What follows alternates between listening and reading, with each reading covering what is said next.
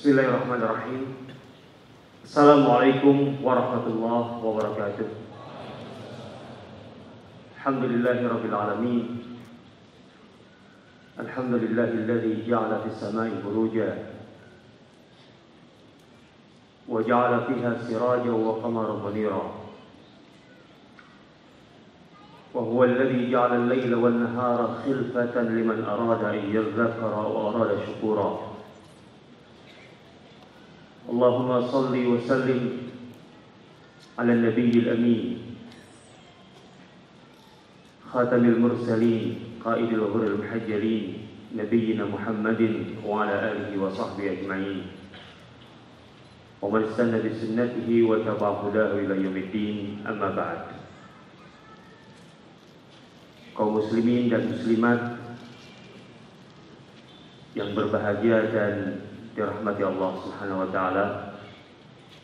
Alhamdulillah, segala puji bagi Allah Subhanahu wa taala yang mempertemukan kita di tempat yang sangat mulia dan di acara yang sangat berkesan bagi saya secara pribadi.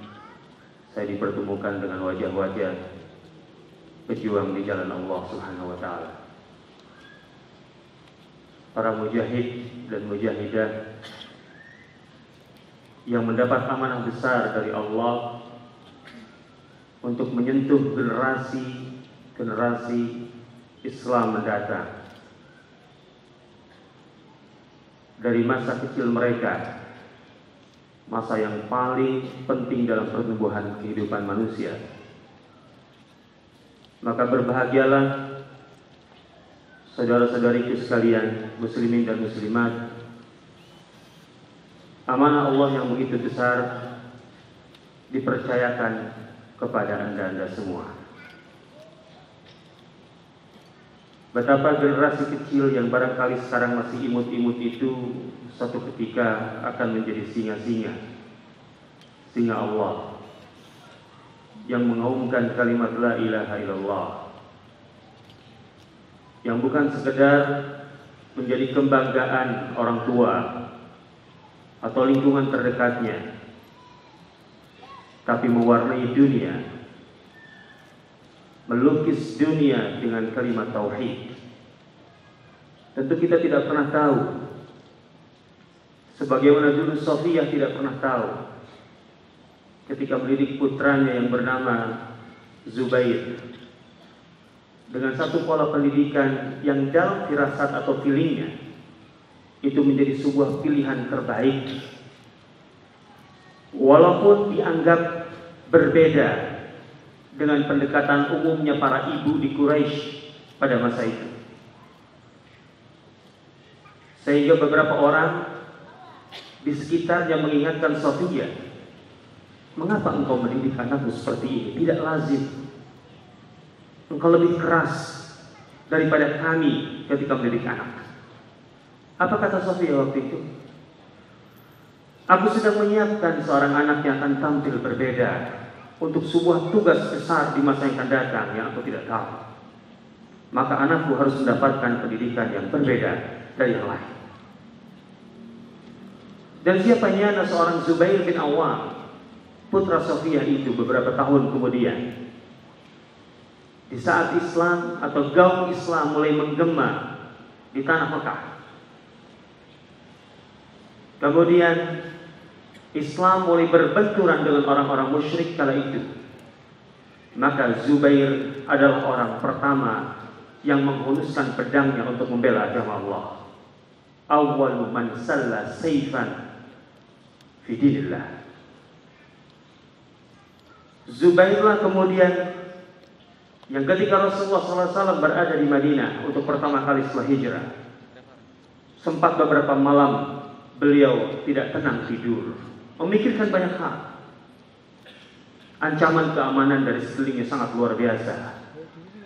Dalam riwayat Aisyah disebutkan, ketika Rasulullah terjaga seperti biasa, terdengar gesekan pedang di luar, dan Rasulullah bertanya, siapakah gerangan di luar? Maka terdengar jawaban, aku Zubair ya Rasulullah. Aku meronda, menjaga. Maka Rasul pun tidur dengan tenang. Dan beliau berkata, setiap nabi punya seorang hawari, seorang pengawal setia, dan hawari itu adalah Zubair.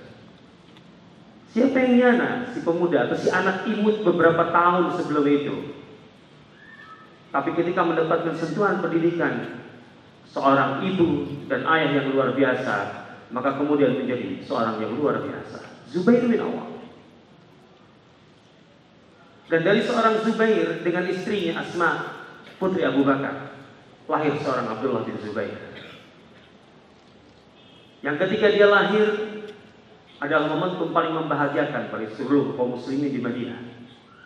Karena dia adalah laki-laki pertama yang lahir dari kalangan muhajirin setelah hijrah ke Madinah.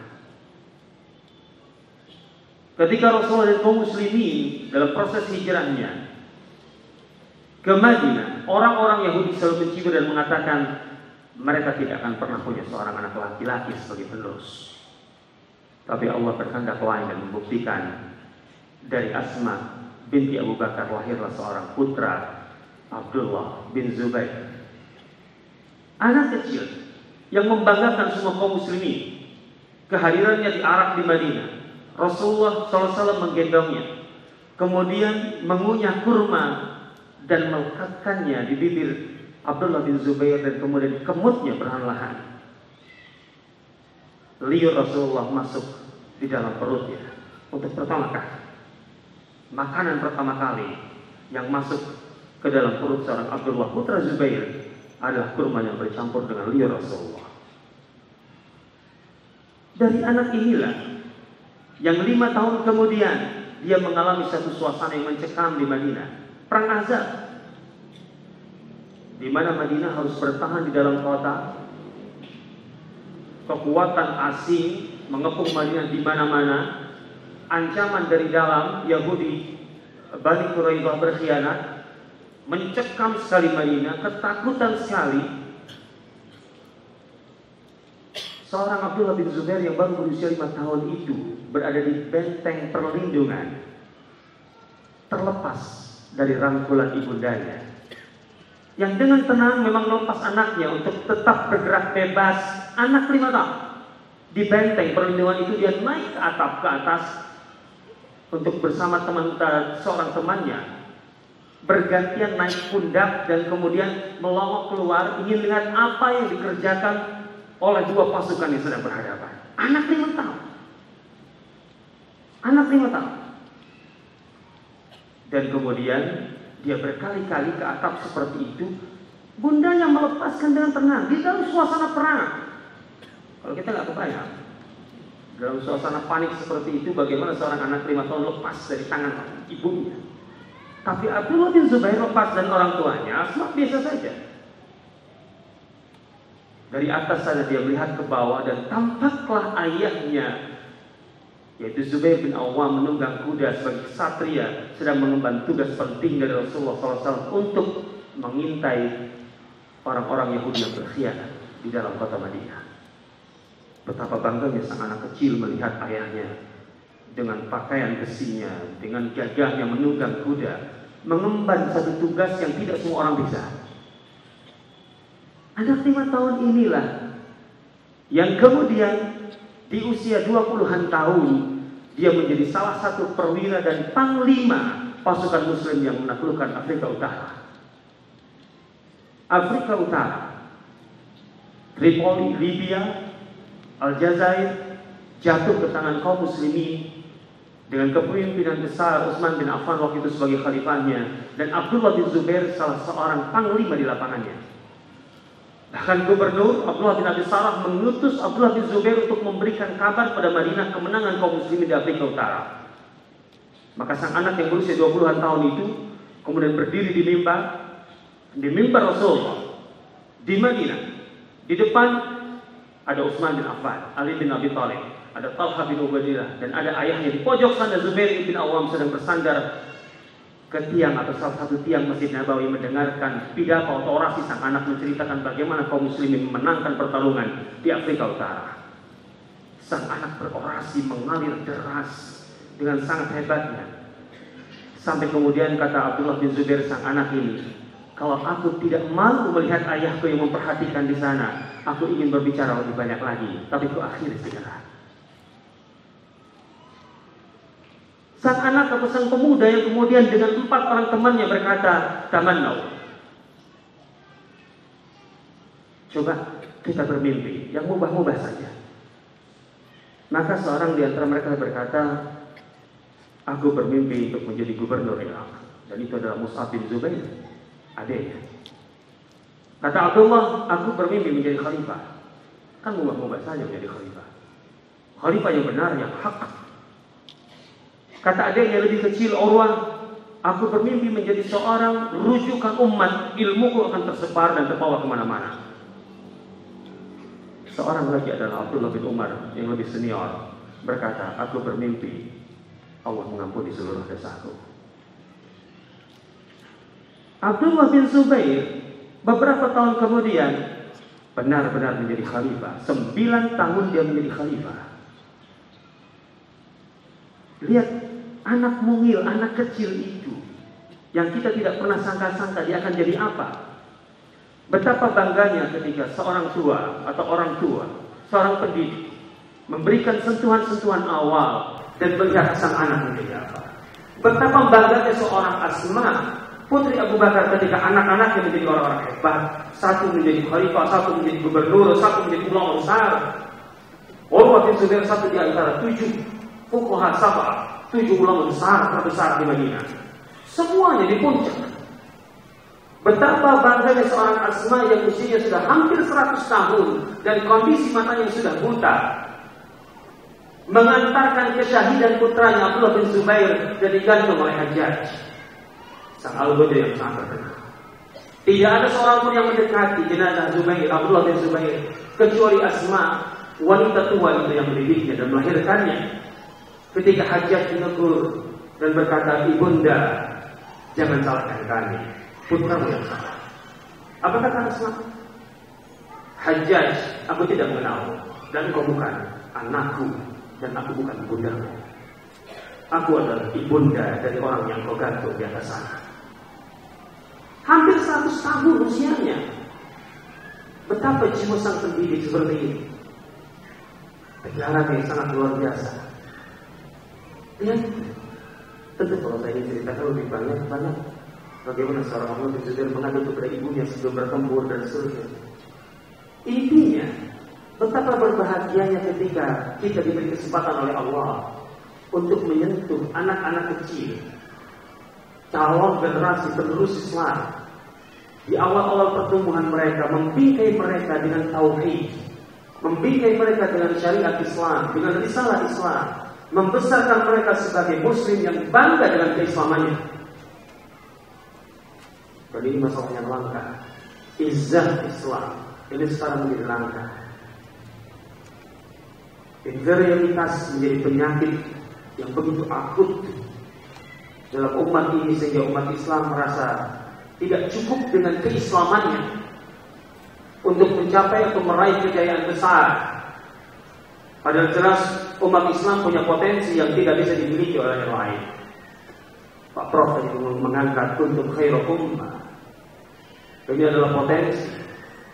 Karena memang Allah menurunkan petunjuk terakhirnya bersama umat Islam. Al-Quran dan risalah Islam sebagai petunjuk akhir untuk manusia sampai kiamat kelak. Itu ada di pundak umat Islam. Sehingga umat manusia sejak zaman Rasulullah sampai kiamat nanti, tidak ada yang bisa menemukan jalan kesuksesan hidup, tidak ada yang bisa menemukan jalan kebenaran hidup yang mengantarkan kepada kebahagiaan dunia sebelum kebahagiaan akhirat, kecuali dengan Islam. Manusia bisa menggali kemewahan, bisa menggali materi, bisa mengumpulkan kejayaan materi duniawi, dan itu sudah biasa.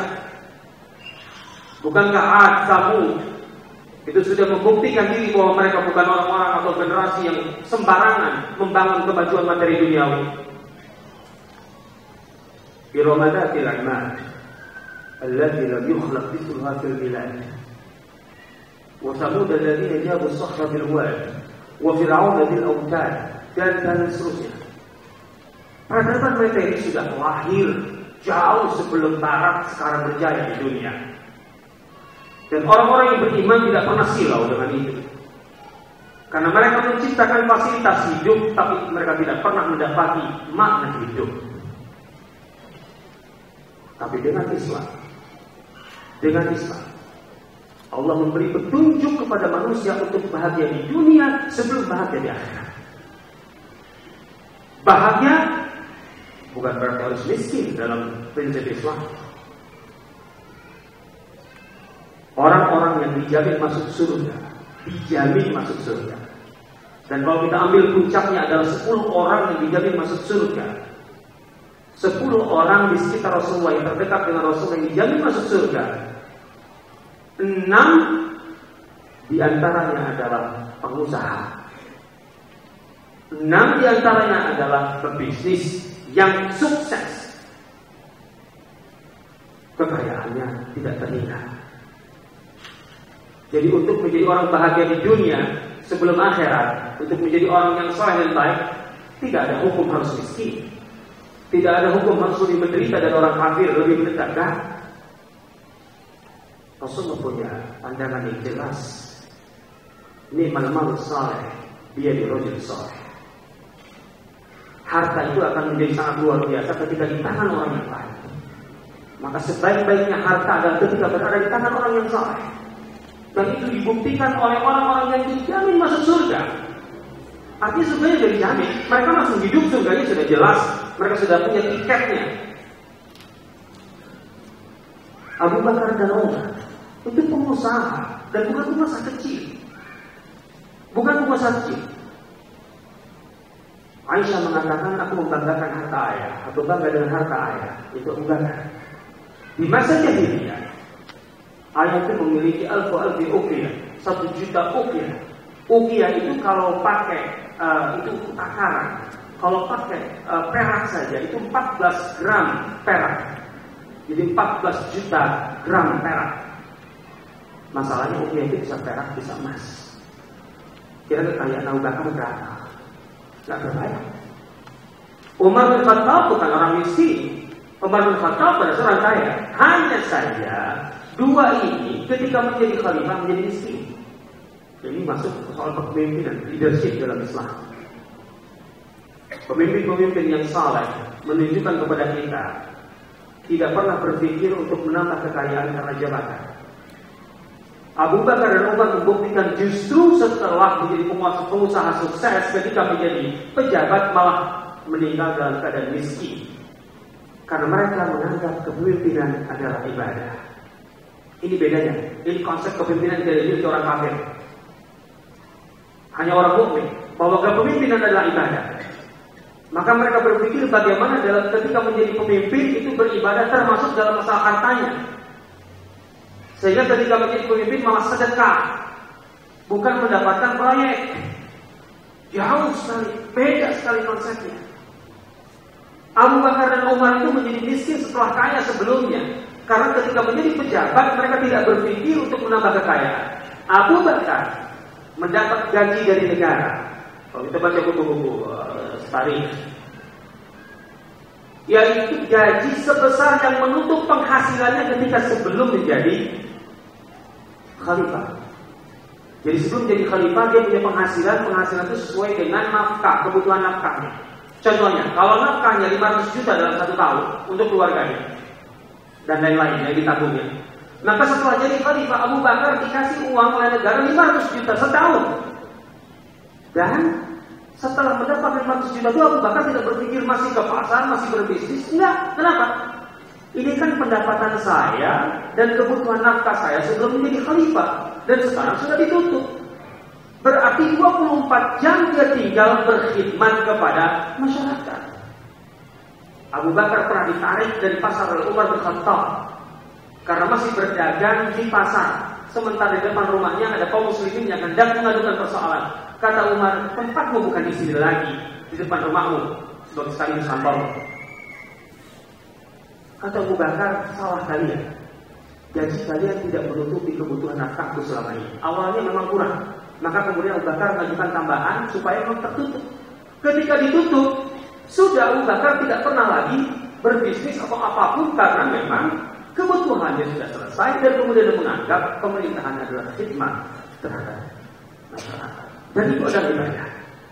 Umar bin Khattab, lain lagi Umar bin Khattab. Dia dari dulu ingin bersaing dengan Abu Bakar, ingin lebih baik dari Abu Bakar dan tidak pernah kesampaian. Ketika Abu Bakar meninggal itulah dia punya kesempatan untuk lebih baik dari Abu Bakar. Kalau Abu Bakar masih mendapatkan gaji dari negara, Umar mengatakan, aku tidak akan mengambil gaji dari negara. Terus bagaimana? Kalau aku butuh, aku ambil. Kalau enggak. Jadi Umar itu enggak dapat tunjangan pakaian khalifah selama 1 tahun. Enggak ada. Enggak ada kayak pejabat sekarang pasti ada tunjangan pakaiannya, masih ada. Umar enggak punya.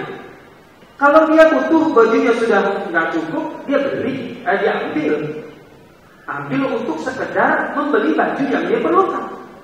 Kalau dia mau safar, dia ambil kendaraan untuk sekedar membawa dia mengantarkan ke tempat tujuan dan kembali setelah itu dikembalikan. Jadi Umar tidak pernah mendapatkan gaji dalam ukuran atau dalam besaran tertentu, tetapi sesuai kebutuhannya saja. Kalau butuhkan, masalahnya kebutuhan itu kan bisa melar sesuai dengan hasrat, kemauan atau apalagi nafsu. Bedanya Umar ketika itu malah justru zuhud. Jadi menekan kemauannya, hasratnya, sementara kebutuhannya ya sesuai dengan kezuhudannya. Berarti berapa besar yang diambil dari kekayaan negara, dari Baitul Mal, terlalu kecil. Seorang Umar bin Khattab, sehingga dikenal Umar selama menjadi khalifah, tidak ada bajunya yang tidak ada tambalan. Dan paling sedikit 8 tambalan di baju Umar, dan dia merasa cukup dengan itu. Dan dia tidak merasa minder karena itu. Dengan baju tambalannya itu, Umar bisa mengurus negara yang luasnya dari Uzbekistan sampai Tripoli di Libya, Afrika Utara. Yang sekarang dibutuhkan 15 kepala negara untuk memimpin semua wilayah yang dulu dipimpin oleh Umar seorang diri. Dengan baju yang compang-campingnya itu, negara itu beres. Tidak ada seorang pengemis yang berkeliaran di negara Umar. Umar tidak pernah membiarkan seorang pun mengemis. Bahkan seorang Yahudi ketika mengemis, Umar menegur pejabatnya, kenapa dia mengemis. Ternyata dia seorang Yahudi yang sudah tidak punya sanak keluarga dan seterusnya. Kata Umar, kalian tidak pantas menelantarkannya. Kenapa? Ketika dia muda, dia memberikan pajaknya, jizyahnya kepada kas negara. Setelah dia tidak mampu, maka negara berhak atau berkewajiban untuk mencukupi kebutuhan dasarnya. Afridhu min baitil mal. Umar mengambil dari kas negara untuk membiayai kehidupan seorang Yahudi yang lapar. Umar bin Khattab dengan baju yang compang-camping itu izahnya menggunung. Sehingga ketika sampai di Palestina untuk menerima penyerahan kunci Palestina dari uskup Palestina waktu itu, karena mereka tidak mau menyerahkan kepada pasukan muslim, kepada Abu Ubaidah bin Jarrah. Mereka ingin Umar bin Khattab sendiri, khalifah kaum muslimin yang datang dan mengambilnya. Maka Umar datang. Umar datang dengan untanya, dengan bajunya yang seperti sehari-hari.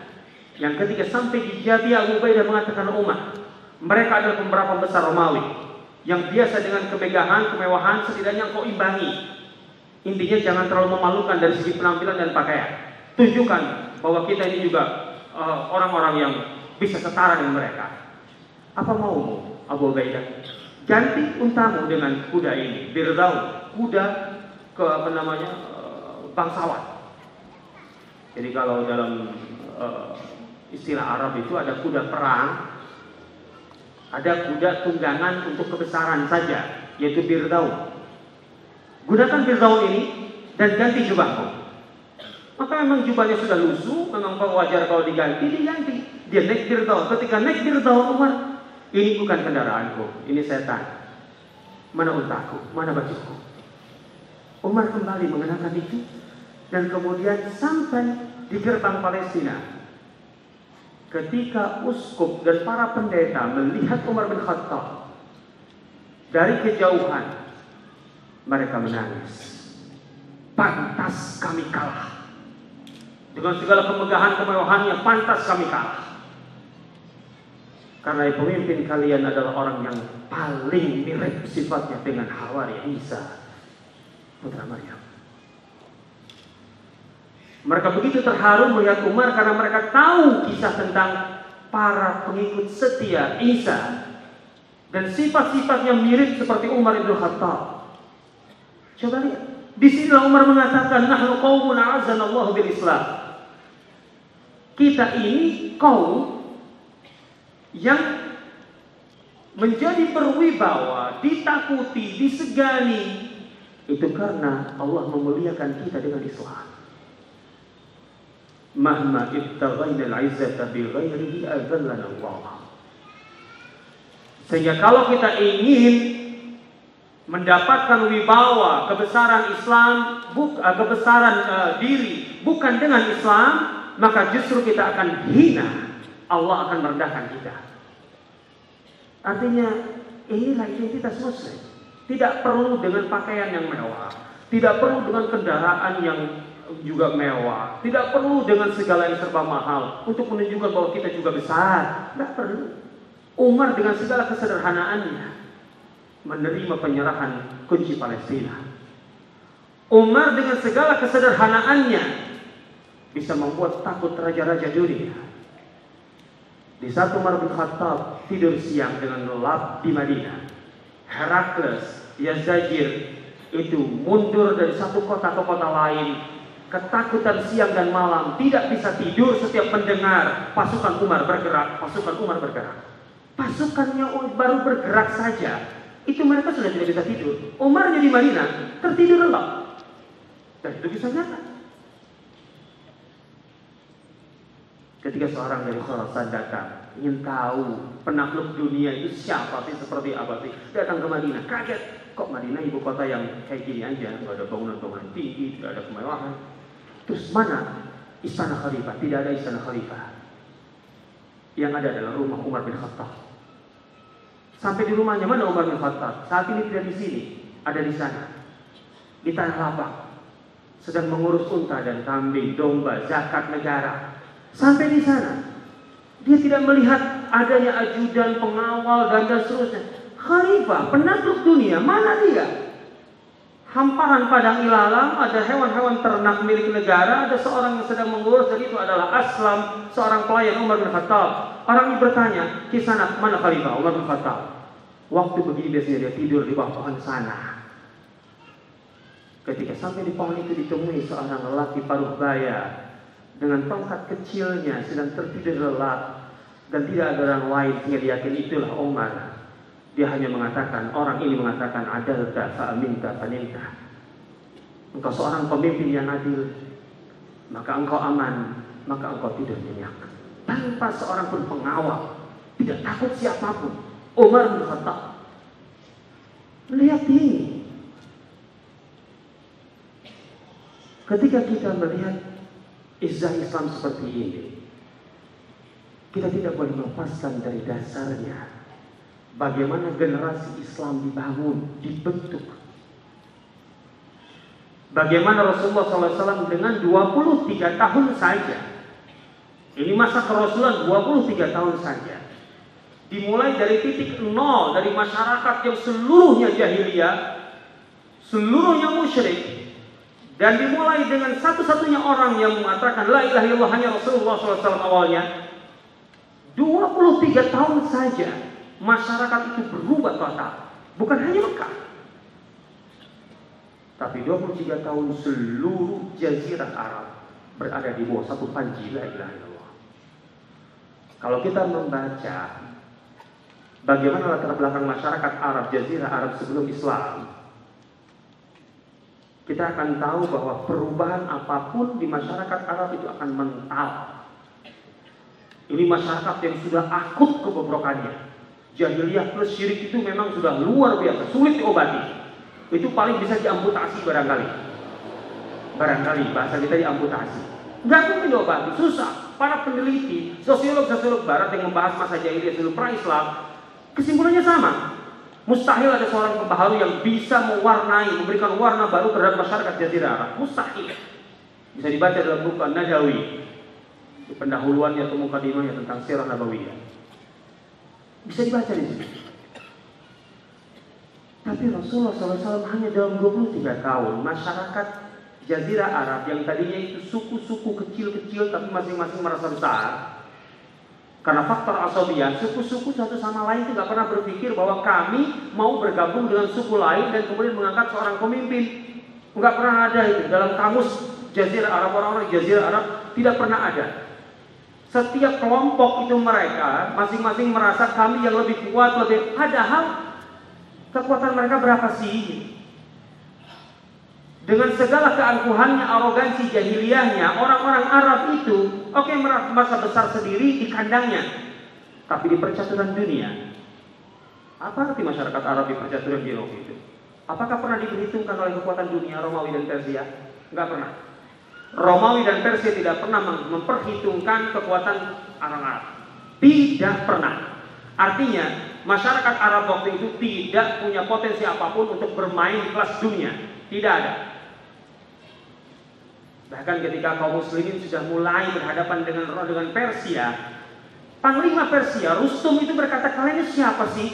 Ngapain jauh-jauh datang ke sini mau makan? Nih kami kasih emas, pulanglah, nggak usah perang. Kan gitu. Ngapain ke sini hanya store nyawa? Kalian itu dulu, maksudnya kalian itu orang Arab. Dia nggak tahu perubahan Islam yang dibangun oleh di Madinah. Dia tidak tahu. Dia hanya mengatakan kalian itu dulu kalau lapar minta makan ke kami. Kalau kemudian ada kekisruhan, kericuhan, minta pengamanan dari kami, perlindungan dari kami. Lah sekarang mau ngapain? Mau perang? Enggak dipandang sebelah mata sekalipun juga enggak. Merem itu. Terus Herakles, apalagi Herakles memandang Arab itu apa? Enggak kebayang. Madinah itu apa sih? Ketika Rasulullah tiba di Madinah, kota kecil di Hijaz, tidak berpengaruh. Apalagi untuk disandingkan dengan kekuatan besar dunia. Ya.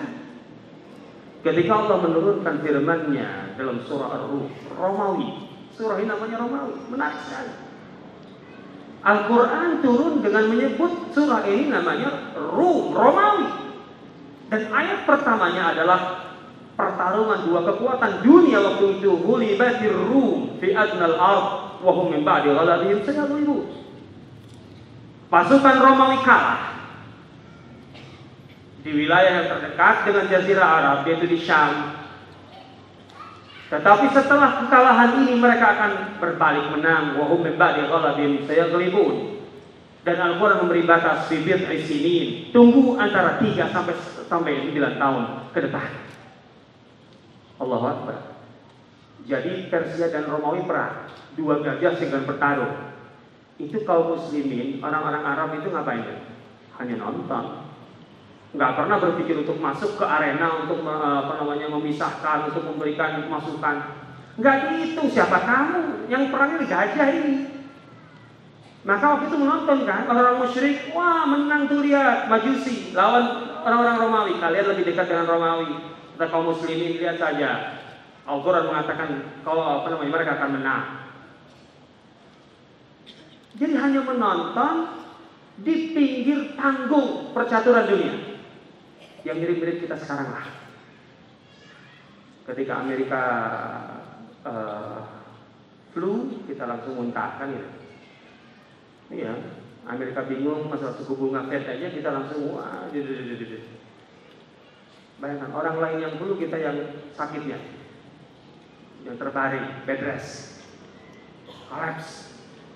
Padahal kalau pikir-pikir kan ya kita di sini kok mereka di sana. Nah itulah pengaruh global dunia. Romawi Persia bertarung, semua geger, termasuk kaum muslimin dan orang-orang. Mereka ini berada di pinggiran, panggung, tidak ada di tengah percaturan. Tapi ketika Allah mengatakan wa min ba'di ghalabin sayaghlibun, ada 9 tahun masa puncak untuk membalikan keadaan bagi Romawi melawan Persia. Dan kaum muslimin di masa yang sama sudah melakukan sesuatu. Ayat ini turun di tahun ke-9 ketika Rasulullah masih berada di Makkah. Kemenangan pertama Romawi adalah 3 tahun berikutnya. Di tahun yang sama kaum muslimin hijrah dari Mekah ke Madinah. Kemudian kemenangan besar pertama Romawi atas Persia terjadi itu 2 tahun berikutnya, yaitu setelah 5 tahun. Dan di saat yang sama kaum muslimin memenangkan pertarungan besar di Badar melawan orang-orang Quraisy. 4 tahun berikutnya atau tepat di puncak 9 tahun setelah kejadian itu, di tahun ke-6 Hijriah, Romawi memenangkan pertarungan telak melawan Persia di tanah Persia. Menang besar Romawi, sehingga disebutkan Herakles sebagai kaisar Romawi itu saking euforianya, bahagianya, berjalan kaki ke Baitul Maqdis untuk syukuran. Baitul Maqdis sama itu bagian Romawi. Dan di tahun yang sama kaum muslimin menandatangani perjanjian Hudaybiyah dengan orang-orang musyrik Quraisy, yang kemudian Allah menurunkan inna fatahna laka fathan mubina. Kami memberikan kemenangan besar pada Muhammad, gerbang yang besar. Quraisy yang 5 tahun selalu menghantam Madinah, selalu merasa lebih kuat, sehingga datang dengan segala keangkuhannya. Bataran wari'an nas dalam Al-Quran, dengan segala keangkuhannya datang menyerang. 5 tahun digempur Madinah. Madinah bertahan dan berhasil. Sehingga ketika Ahzab selesai, Rasul mengatakan mereka tidak akan pernah kembali kemari. Al-an nabzuhum, sekarang kita lah yang akan menyerang mereka, dan mereka tidak akan bisa menyerang Madinah. Cukup 5 tahun Rasulullah membuktikan Madinah kuat. Cukup. Setelah itu mereka keluar. Tahun ke-6 Rasulullah ke Mekah dengan pakaian umrah untuk berhaji awalnya, tapi dilarang oleh Quraisy. Tapi Quraisy tidak bisa mengusir, Quraisy tidak bisa menghadapi, menunjukkan keangkuhannya, dominasinya dengan melawan secara militer. Mereka akhirnya menganggap kaum muslimin sepadan, sudah kita buat perjanjian damai saja. Berarti kaum muslimin sudah sangat kuat. Musuhnya yang dulu menyerang seenaknya, sekarang ayolah kita perjanjian damai saja. Allahu Akbar, kekuatan itu. Dan setelah itu di tahun yang sama, ketika Herakles menang dan datang ke Baitul Maqdis syukuran Egoria, Rasulullah yang datang menulis suratnya kepada Herakles dan kepada seluruh penguasa dunia yang dekat dengan Jazirah Arab. Sehingga sepucuk surat datang dari tempat yang tidak pernah diduga sebagai ancaman bagi kekuatan dunia. Herakles itu melihat ancamannya adalah Persia, apa Madinah? Tidak pernah ada dalam kamus, dalam peta kekuatan, dalam peta Lemhanasnya nggak ada ini. Madinah itu apa sih? Nggak pernah kebayang. Tapi sepucuk surat datang dengan diksi yang sangat luar biasa, singkat tapi menyeramkan. Bismillahirrahmanirrahim. Min Muhammadin Abdillahi wa Rasulihi ila Adhimil Rum. Bismillahirrahmanirrahim. Dari Muhammad, hamba Allah dan utusannya kepada penguasa Romawi. Salamun ala man ittaba'al huda. Kedamaian, keselamatan bagi siapapun yang mengikuti petunjuk Allah. Ini teks lagi. Aslim tasya. Kaisar, tunduklah, terimalah Islam, maka engkau akan selamat. Ini diksi, ini redaksi surat Rasulullah kepada penguasa dunia. Kira-kira dari Presiden Indonesia kepada Obama, Bismillahirrahmanirrahim. Sebagai pemimpin negara dengan penduduk muslim terbesar dunia, saya katakan, terimalah Islam, maka kau akan selamat dunia akhirat. Wah,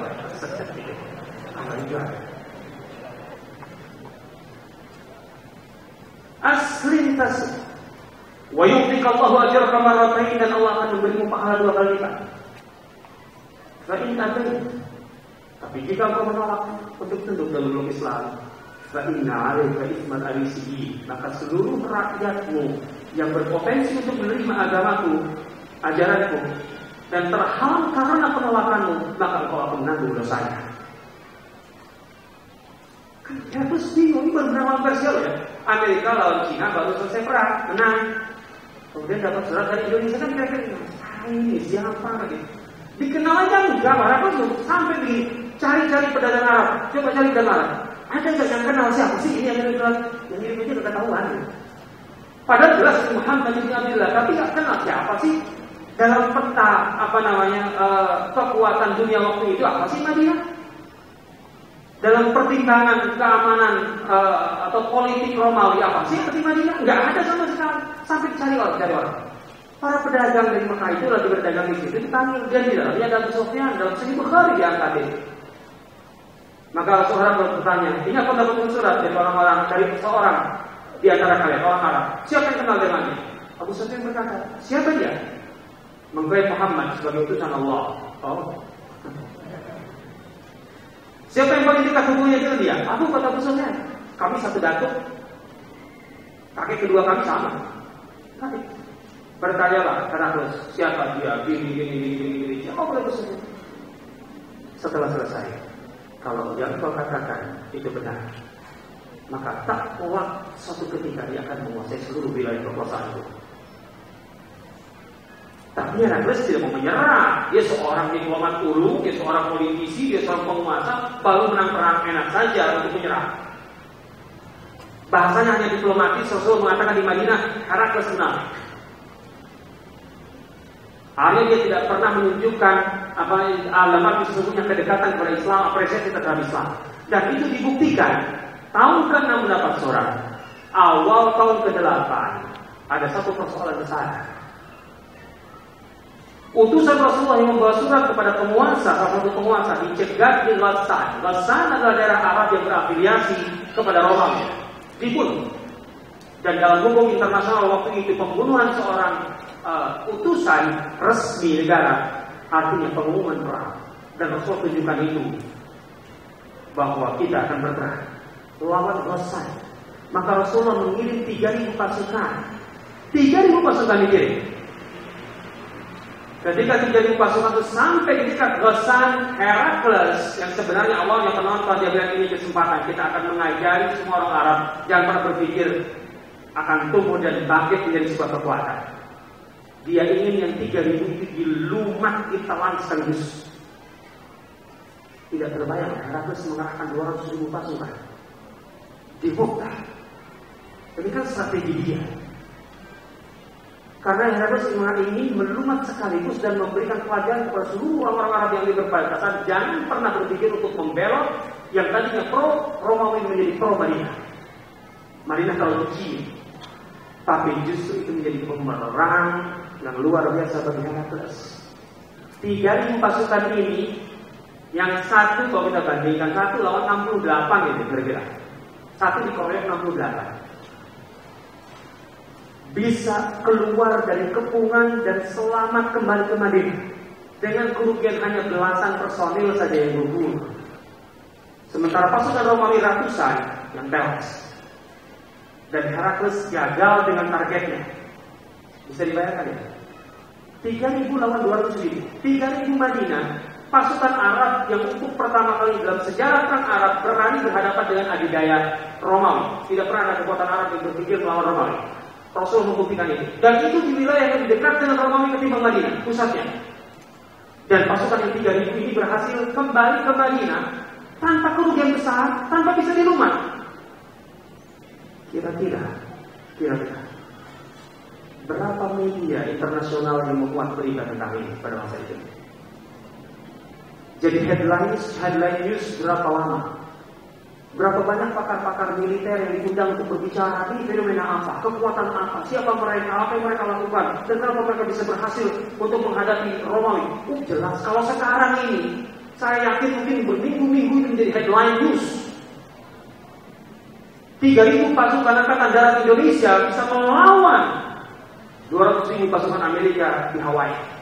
Wah, kalian tidak kebayang itu. Ini kan bisa kebayang ini. Ini semua kekuatan dunia akan berbicara. Geger dunia, geger dunia. Maka ketika kaum muslimin di Madinah, masyarakatnya nggak terima.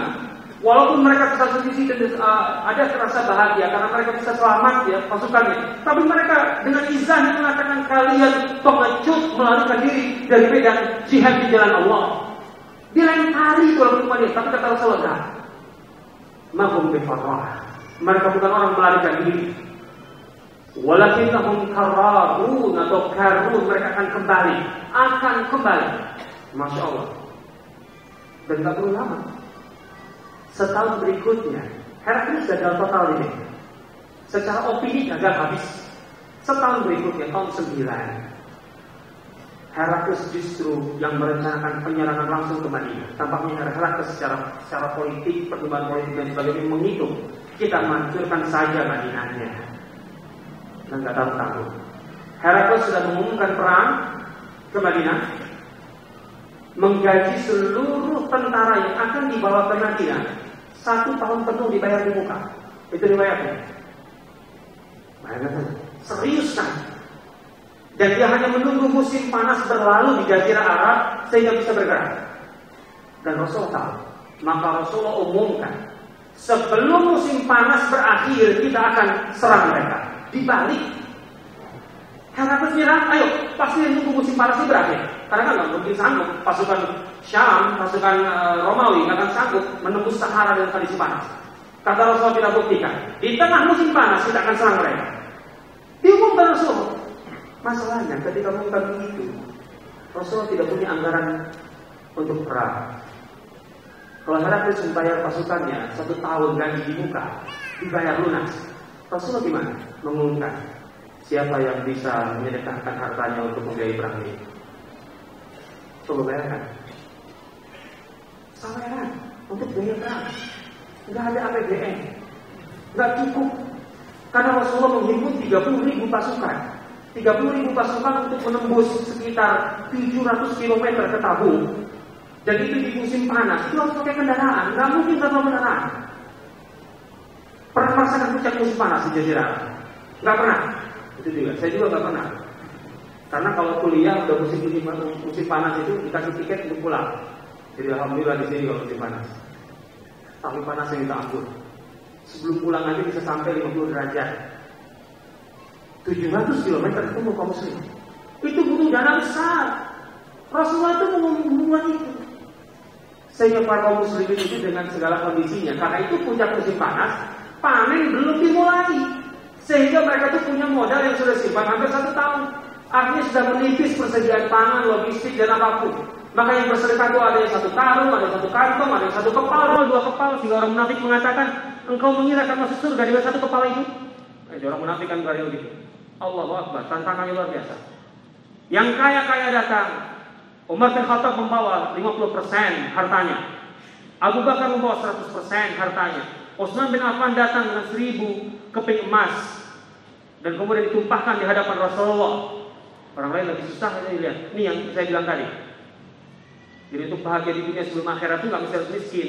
Yang kaya juga banyak. 1000 keping emas loh ya.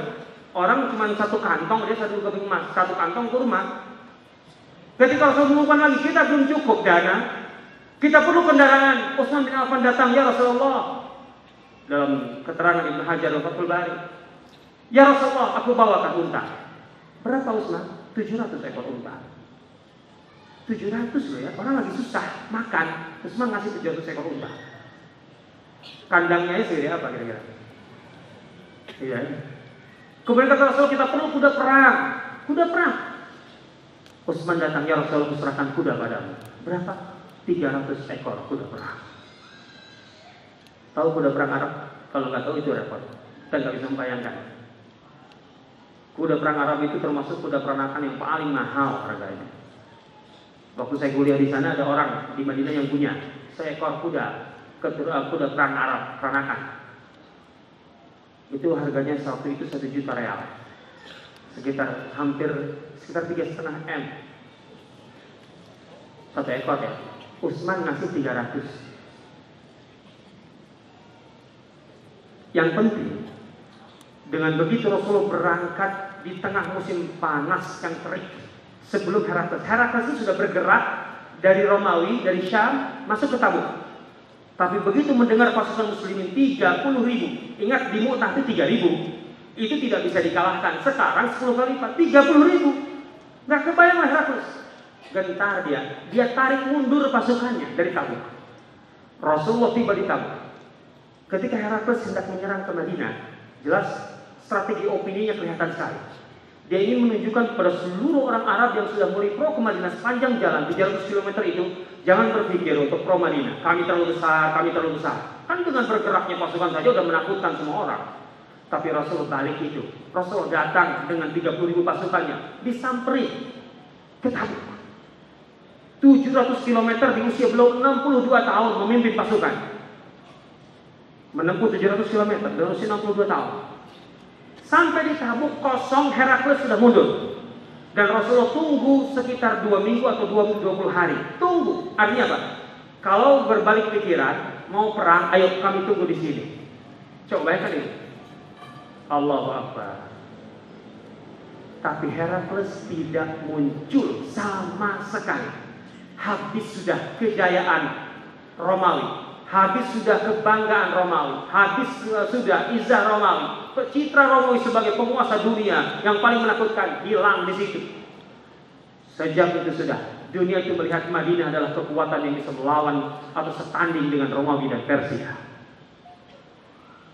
Setahun berikutnya, tahun ke-10, beberapa saat sebelum Rasulullah sakit dan wafat, kembali lagi Rasulullah ingin membuktikan bahwa Herakles dulu itu benar-benar kalah dan tidak mungkin bangkit kembali.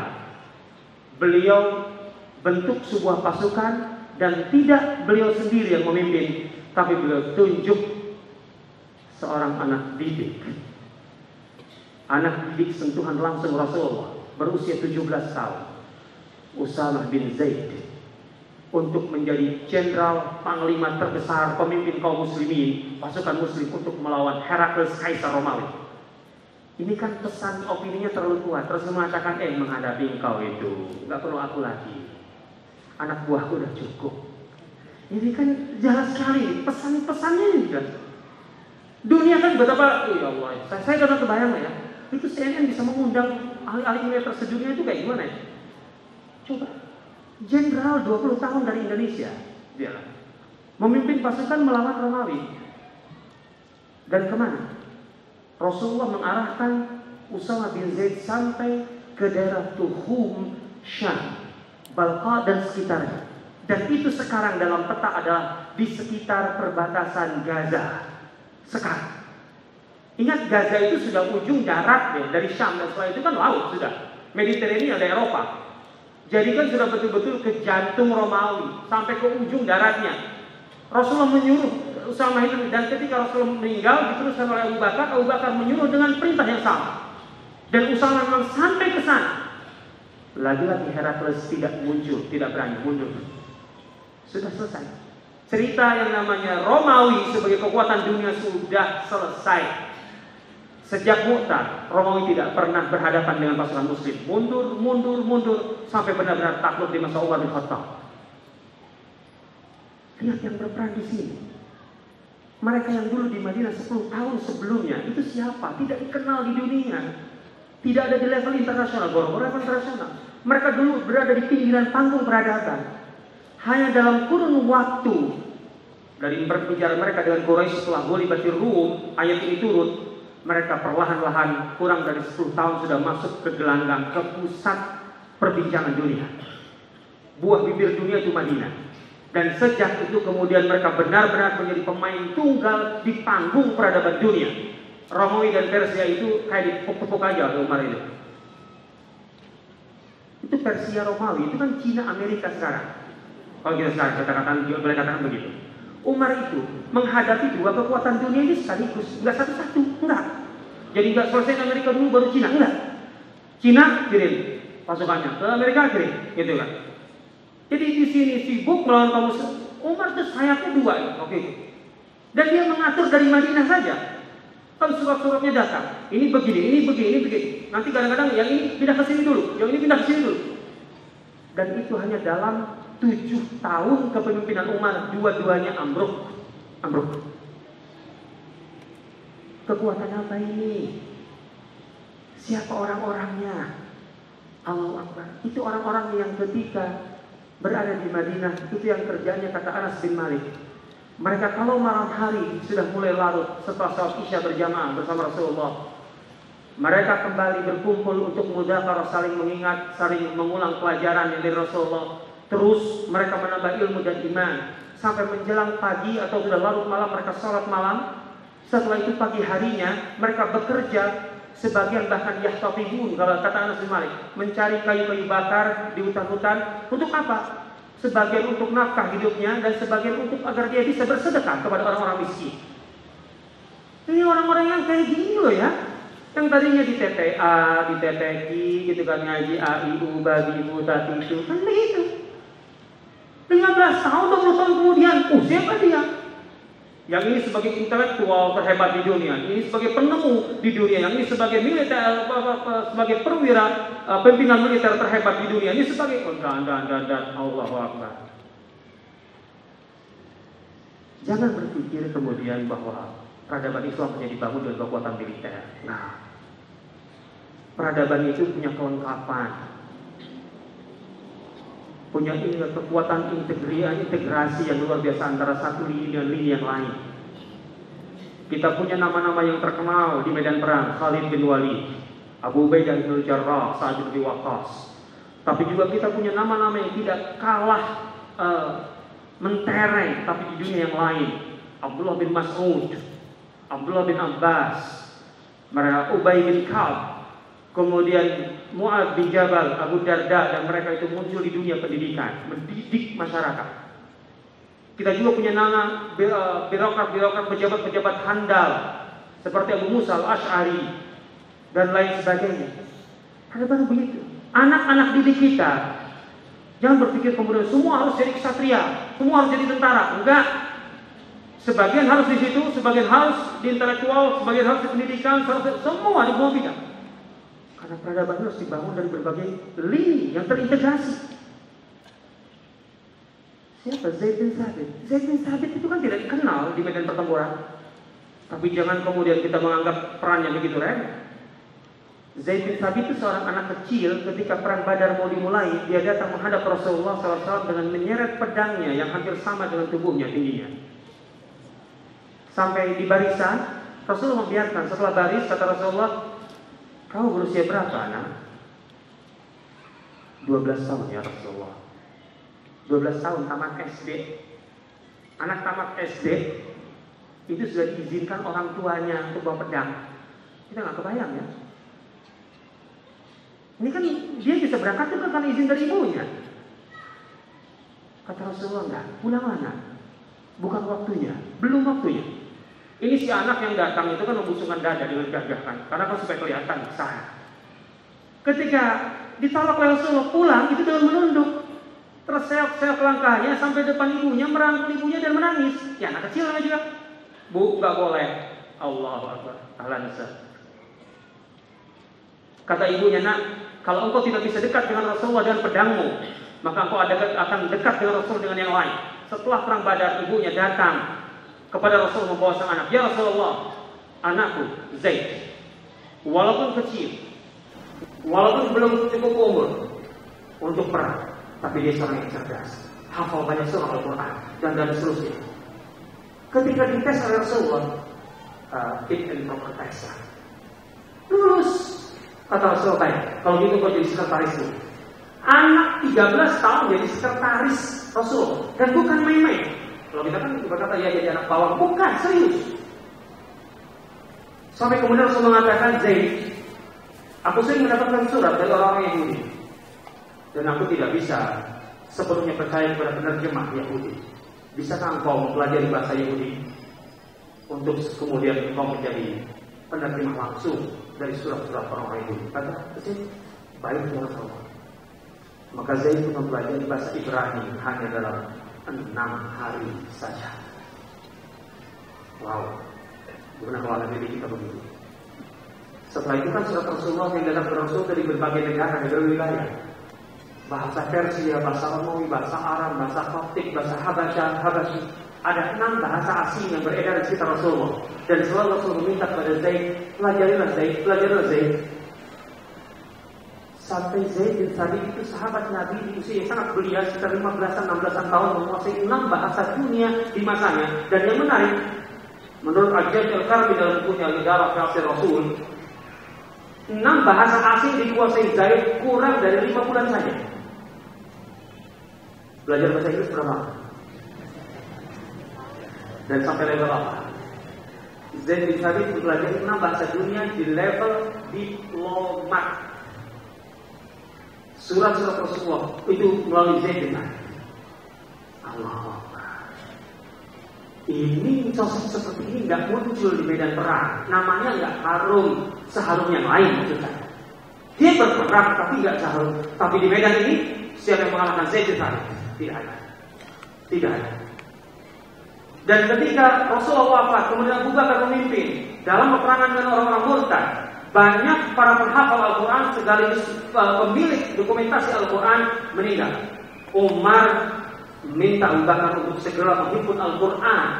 Ini tugas yang sangat besar. Kitab suci umat Islam dihimpun dalam satu kitab. Masalah besar sekali, tidak ada yang terbayang. Abu Bakar awalnya menolak, tapi akhirnya mau. Kemudian Abu Bakar untuk kepentingan sehebat ini menunjuk siapa?